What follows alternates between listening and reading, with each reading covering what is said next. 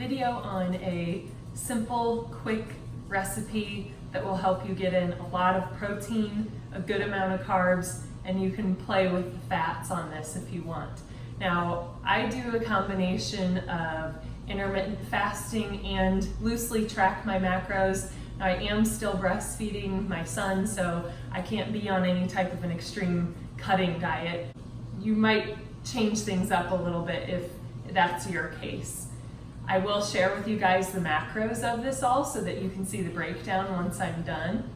And I also try to include oats in my diet right now because it is good for lactation and breastfeeding, and I want to provide my son with as much as possible. First things that I'm going to do is add in the oatmeal. This is organic oats, a half of a cup. Something I really like to add into my oats for a little texture and sweetness are dates. I chopped up 40 grams of dates and add those in.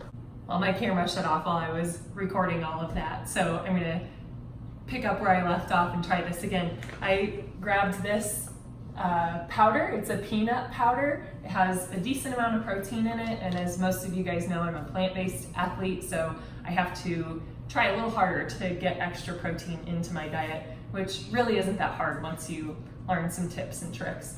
But this adds really good flavor to my oats. And then the last thing that I add is a scoop and a half of this organic protein powder. It's made from peas, lentils, beans, and there's probiotics in it as well. There's lots of other good things in there and really no bad ingredients. I really like this protein powder. So that is what I put in, mix it all up, either pop it in the microwave or you could put this into a pan with water and stir it all up, heat it all up. And then the last thing that I'll do, depending on my fat allotment for the day, is add peanut butter. If I eat this as a pre-workout meal, if I have it a few hours before I work out, I'll go a little bit lighter on the peanut butter because I really don't want to be bogged down with a lot of fats.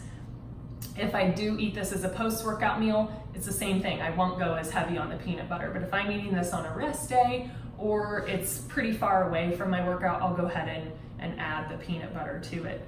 You guys can tinker with the amounts that you put in or take out based off of your macronutrient goal and what your goals are. If you're trying to gain, if you're trying to cut.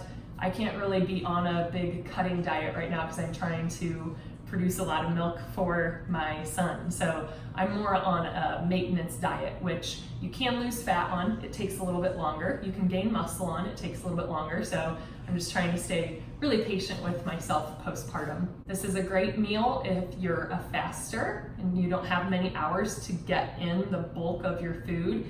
It's a lot of bang for your buck, and you'll see from the macronutrients that I share. It's pretty high carb, it's pretty high protein, and I'll show you with the peanut butter in there, you get a good amount of fat too. So I hope you guys enjoy, and this gives you an idea of something that you can add into your diet. It's tasty too. Enjoy. So here you can see I've added into MyFitnessPal the half cup of oats, the 1.5 scoops of protein, 40 grams of dates, the 2 scoops of the peanut butter powder, which is purely just ground peanuts in powder form, and then the 2 tablespoons of peanut butter. You can see here for the macronutrient breakdown that it is 80 grams of carbs, 25 grams of fat, and 47 grams of protein. Lots of protein. Remember, I told you you can drop down the carbohydrates if you take out the dates. That'll take you down about 31 grams.